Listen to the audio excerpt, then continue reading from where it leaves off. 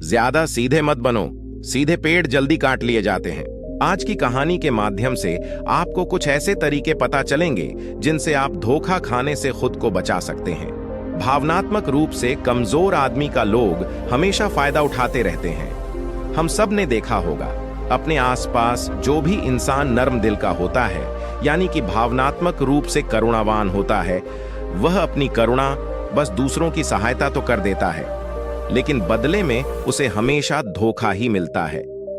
तो क्या एक इंसान को भावनात्मक नहीं होना चाहिए? क्या उसे दूसरों पर भरोसा नहीं करना चाहिए? दूसरों की सहायता नहीं करनी चाहिए? क्या करुणावान और संवेदनशील होना गुनाह है, कोई गलती है? पाया तो यह जाता है कि कोई संवेदनशील आदमी दिल का अच्छा होता है। दोस्तों, वीडियो अच्छा लगे तो वीडियो को लाइक करके चैनल को सब्सक्राइब कर लेना और कमेंट में नमो बुद्धाय लिखना न भूले। दूसरों की सहायता करता है, दूसरों का ख्याल रखता है, दूसरों से प्रेम करता है। प्रेम भी तो एक संवेदना ही है, वह भी तो एक भावना का रूप है। तो क्या प्रेम करना भी गलत हो जाता है? और यह तो आप सबको पता होगा कि प्रेम तो आध्यात्मिक साधना का एक बहुत महत्वपूर्ण कदम है। तो किस प्रकार एक इंसान समाज में संवेदनशील, करुणावान और दयालु यानी कि एक अच्छा आदमी बनकर रह सकता है, ताकि लोग उसका फायदा भी ना उठा पाए और वह अपने मन की अच्छाई, अपने मन की कोमलता, करुणा सब कुछ बरकरार भी रख सके।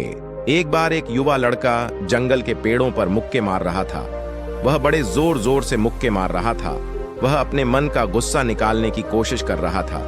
शायद उसको किसी ने धोखा दिया था या फिर उसके साथ बहुत बुरा हुआ था, जिससे वह बहुत ज्यादा परेशान था। उसे कहीं भी शांति नहीं मिल रही थी। वह लगातार उस पेड़ पर मुक्का मार रहा था, जिससे उसकी उंगलियां लहूलुहान हो चुकी थीं। उसी जंगल में एक शीतल पानी का झरना था। वहां पर एक भिक्षु भी रोज संध्या समय स्नान करने आया करते थे। यह उनका नित्य का नियम था। आज जब वह भिक्षु इस रास्ते से स्नान करने के लिए उस जंगल में आया, तो उसने उस लड्डी एचके की हालत देखी।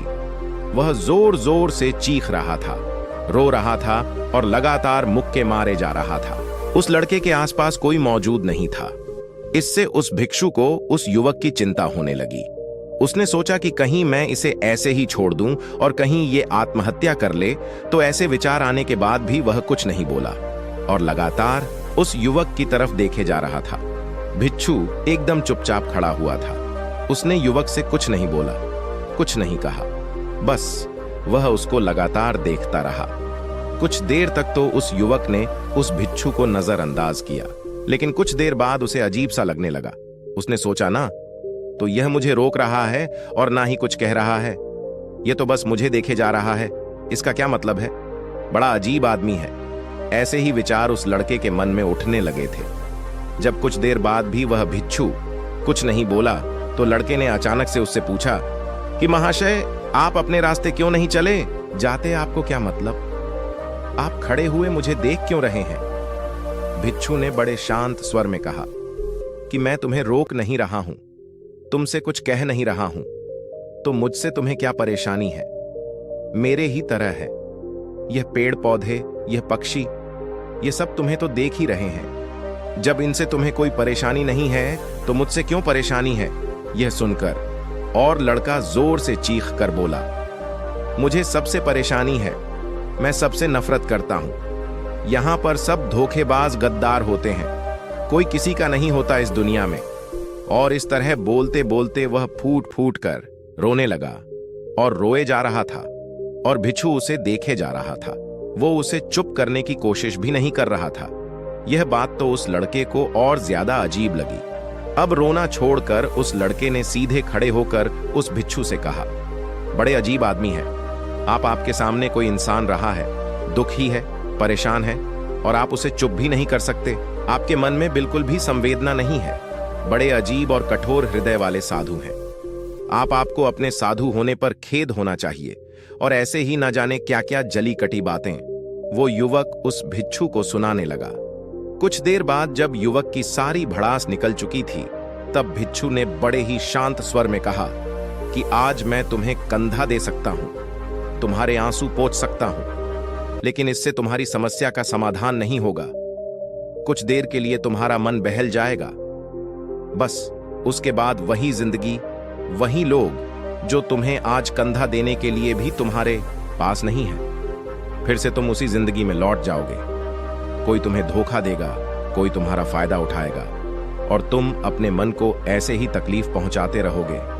तो आंसू पोंछने की बजाय तुम्हें मुझसे कुछ ज्ञान की बातें लेना चाहिए, जिससे तुम्हें जीवन में कोई भी धोखा ना दे सके, तुम्हारी अच्छाई का कोई भी फायदा ना उठा सके। याद रखना, आंसू पोंछने वाले तो तुम्हें बहुत मिल जाएंगे, लेकिन ज्ञान और सही समझ देने वाला कभी कभी कोई इंसान मिलता है।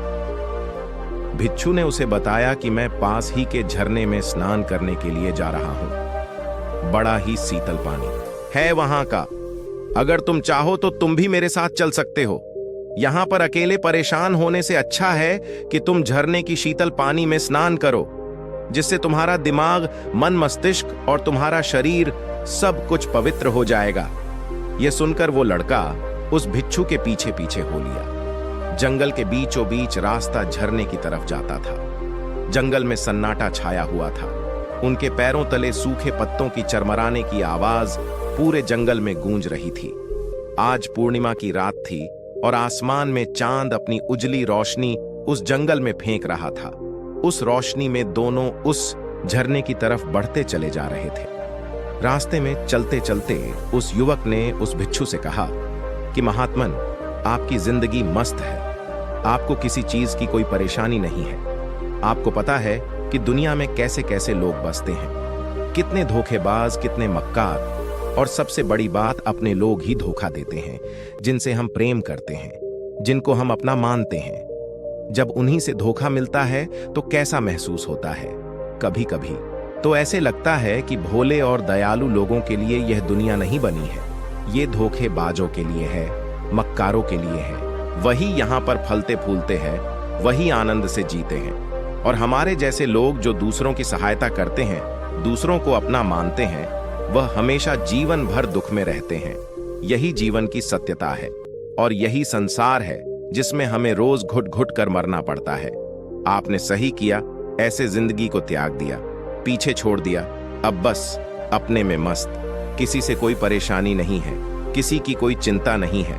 मैं भी सोचता हूं कि मैं भी संन्यास ले लूं, छोड़ दो इस दुनिया को। यह सुनकर उस भिक्षु ने कहा कि तुम्हें क्या लगता है, सन्यासी जीवन बहुत आसान होता है। भिक्षु ने बड़े शांत स्वर में कहा कि तुम्हें तो 2 वक्त की रोटी तो शांति से मिल जाती है, हमें तो कभी कभी वह भी नसीब नहीं होती। अगर भिक्षु मिल जाती है तो हम खा लेते हैं, वरना हमें तो भूखा ही सोना पड़ता है। यही सन्यासी जीवन है। हमें हमेशा नीचे सोना पड़ता है, सिर्फ एक लंगोट में रहना पड़ता है, चाहे कैसा भी मौसम क्यों ना हो। तो यह सब तुम्हें आसान लगता है, तो तुम भी सन्यासी बन जाओ। युवक ने कहा कि आप कहते तो ठीक ही हैं। संघर्ष तो दोनों तरफ है, सांसारिक जीवन में भी और सन्यासी जीवन में भी।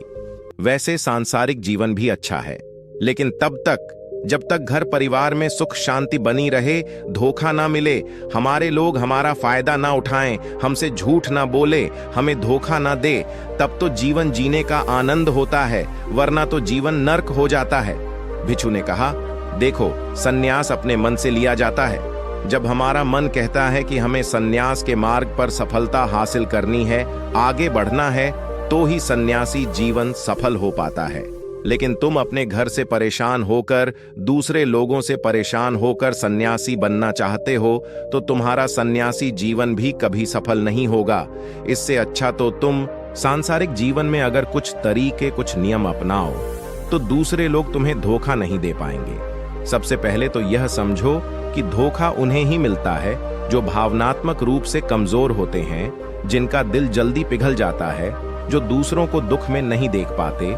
ऐसे लोगों के साथ धोखे होने की संभावना ज्यादा होती है, क्योंकि कोई भी आदमी अपनी परेशानी बताकर, अपने को दुख में बताकर तुम्हारा फायदा उठा सकता है। क्या पता वह झूठ बोल रहा हो, वह दुखी होने का अभिनय कर रहा हो, लेकिन आपको तो सच ही लगेगा और उसके बाद कुछ समय बाद आपको पता चलता है कि आपके साथ धोखा हो गया। उसके बाद आपका मन अंदर से टूट जाता है।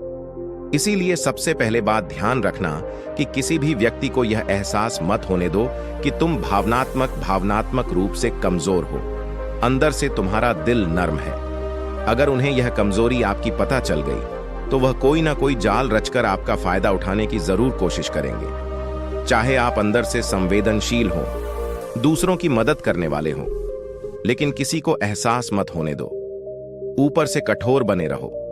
जब लोगों को लगेगा कि इससे कुछ बोलने का फायदा ही नहीं है, यह आदमी कठोर है नहीं, पिघलेगा तो खुद ब खुद वो लोग जो झूठे हैं, जो मक्कार हैं, वो आपके पास आएंगे ही नहीं। वो उन्हें चुनेंगे जो उनके आसान शिकार होंगे। दूसरी बात समझने की यह होती है कि हम बहुत जल्दी दूसरों पर विश्वास कर लेते हैं और हमारी जल्दी विश्वास करने की आदत ही हमें हानि पहुंचाती है। 2 दिन तुम्हें किसी से मिले हुए नहीं होते हैं और तुम एक दूसरे के हो जाते हो, एक दूसरे पर पूरा भरोसा करने लग जाते हो और यह भरोसा तीसरे दिन टूट भी जाता है और फिर तुम्हें धोखा मिलता है और फिर तुम परेशान होते हो। इसीलिए समय दो। किसी भी चीज को, किसी भी रिश्ते को आगे बढ़ाने के लिए समय की जरूरत होती है। समय के साथ तुम्हें सामने वाले इंसान की अच्छाई और बुराई पता चलती है, तब तुम्हें पूर्ण रूप से पता चलता है कि इंसान वास्तव में कैसा है, अच्छा है या बुरा है, और वह कुछ समय देने के बाद ही होता है। इसीलिए जल्दी किसी पर विश्वास मत करो। अगली पहचान या अगला तरीका समझने के लिए तुम्हें ऐसे लोगों को समझना होगा जो दूसरों की चापलूसी करते रहते हैं। कुछ लोगों की आदत होती है चापलूसी करने की। आपके सामने आपकी बड़ाई करेंगे, आपके बारे में अच्छा अच्छा बोलें और आपको लगेगा कि यह इंसान कितने अच्छे हैं, मेरे से कितना प्यार करते हैं, लेकिन वास्तव में उनकी वह चापलूसी एक जाल होती है ताकि वह आपका दिल जीत सके। और उनको चापलूसी करने का मौका तभी मिलता है जब आप दिखावा करते हैं। अगर आप उनकी चापलूसी से प्रभावित ही नहीं होंगे तो कुछ समय बाद वो चापलूसी करना बंद कर देंगे। इसीलिए किसी के सामने दिखावा मत करो, वरना आप तो आकर्षण के केंद्र बन जाते हो। लोगों को लगता है कि शायद इसके पास बहुत ज्यादा धन संपदा है, इसीलिए इतना दिखावा कर रहा है, और इसी वजह से जो लोग आपका फायदा उठाना चाहेंगे वो आपके करीब आने की कोशिश करेंगे, आपके चापलूसी करने की कोशिश करेंगे। अगला नियम बताते हुए भिक्षु ने झरने की तरफ इशारा किया। वो झरने के पास पहुंच चुके थे। युवक को भी एहसास हो चुका था क्योंकि वहां पर ठंडी ठंडी हवा चल रही थी। ढलान की तरफ जाते हुए भिक्षु ने कहा कि सांसारिक जीवन में एक बात समझने की यह होती है कि हम जिसकी सहायता कर रहे हैं, चाहे किसी भी रूप में, धन से, शारीरिक रूप से, या जिस भी अवस्था में हम किसी की सहायता कर रहे हैं, तो हमें यह ख्याल रखना चाहिए कि सामने वाला वापस कभी भविष्य में हमारी सहायता करने योग्य है कि नहीं है। अगर किसी को पैसा उधार दे रहे हो तो यह समझो कि उसके पास आय का कोई साधन है कि नहीं है। कल भविष्य में वह तुम्हें वापस कर पाएगा कि नहीं कर पाएगा। अगर वह नहीं करेगा तो तुम्हें तकलीफ होगी, तुम्हें दुख होगा। ऐसे तो इंसान करुणावश भिखारियों को भी भीख देता है, लेकिन वह गलत नहीं है, क्योंकि जो भी पैसा अपने सामने वाले को दिया है उससे आपके ऊपर कोई ज्यादा प्रभाव नहीं पड़ेगा। अगर वह आपको वापस भी नहीं लौटाएगा तो अगर किसी ऐसे इंसान को पैसा देना है जो कभी वापस नहीं लौटा पाएगा, तो उतना ही देना जिससे तुम्हारे ऊपर ज्यादा दबाव न बने। अगर वो वापस भी न लौटाए तो तुम्हें ज्यादा दुख न पहुंचे। अब तक वो दोनों झरने पर पहुंच चुके थे। दोनों ने अपने कपड़े उतरे और उस झरने के शीतल पानी में कूद पड़े। पानी बाहर ठंडा था। उन दोनों की सारी थकन, सारी उदासी पल भर में ही दूर हो गई। स्नान कर लेने के बाद दोनों एक पेड़ के नीचे उस झरने के सामने बैठकर बातें करने लगे। भिक्षु ने उसे आगे समझाते हुए कहा कि शुरुआत में लोगों को नजरअंदाज करना सीखो। जब तुम किसी को शुरुआत में नजरअंदाज करते हो तो जो भी लोग किसी लालच की वजह से तुम्हारे पास प्रभावित हो रहे थे, उनके छटनी हो जाएगी। जब तुम उनको नजरअंदाज करोगे तब को 1-2 बार लोग तुम्हारे पास आने की कोशिश करेंगे। उसके बाद वो तुमसे दूरियां बना लेंगे, और जो आदमी तुम्हारी इंसानियत, तुम्हारी अच्छाई देखकर तुम्हारे पास आएगा, वो नजरअंदाज करने के बावजूद भी तुम्हारे करीब ही बना रहेगा। और यही तो एक सच्चे इंसान की पहचान होती है। जो हमारे अपने होते हैं उनसे हम LDDDH भी लेते हैं, झगDDDH भी लेते हैं, उसके बावजूद भी वो हमारी बातों का बुरा नहीं मानते हैं। चाहे थोड़े समय के लिए वह हमसे नाराज रहे, लेकिन कुछ समय बाद फिर से हम एक हो जाते हैं। और यही तो घर परिवार का मतलब होता है। यही तो अपनों का मतलब होता है। इसीलिए शुरुआत में अनजान लोगों को नजरअंदाज करना सीखो, इग्नोर करना सीखो, ताकि धोखेबाज मक्कार लोग तुम्हारे करीब ही ना आ पाएं। अपने इस वार्तालाप को खत्म करते हुए भिक्षु ने अपनी आखिरी बात बताते हुए कहा कि ये आखिरी सीख सबसे ज्यादा महत्वपूर्ण है। सब कुछ होने बाद भी तुम्हें धोखे मिल सकते हैं, लेकिन तुम अगर अपने आंख और कान और अपना दिमाग खोलकर रखते हो, अगर तुम होश में रहोगे, ध्यान करोगे, तो तुम्हें इंसान की आंखें देखते ही समझ में आ जाएगा कि उसे तुमसे क्या चाहिए। तुम उसकी इच्छा और उसका स्वभाव उसकी आंखों में ही पढ़ सकते हो। लोगों की आंखों में, उनकी वाणी में, उनके स्वभाव में उनका सब कुछ दिखाई देता है। बस हम ही अपनी आंखें मूंद कर रहते हैं।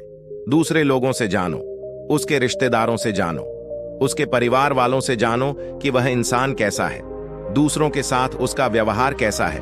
उसकी पड़ताल करो। जब किसी पर विश्वास करो, ऐसे ही किसी पर विश्वास मत कर लेना। अपनी पूरी संतुष्टि करना। अगर तुम किसी के साथ लंबे समय तक भरोसा करना चाहते हो, किसी के साथ कोई संबंध बनाना चाहते हो, कोई दोस्ती करना चाहते हो या किसी की मदद करना चाहते हो, तो इन सभी परिस्थितियों तुम्हें ये जरूर पता होना चाहिए कि दूसरे लोग उस इंसान के बारे में क्या सोच रखते हैं। इसके बाद तुम जीवन में कभी भी धोखा नहीं खाओगे और तुम्हें कभी भी धोखे की वजह से पछताना नहीं पड़ेगा। इसी तरह की बातें करते हुए भिक्षु और वो लडडेचका दोनों जंगल से बाहर आ गए, अपने अपने घर को चले गए। Thanks for watching.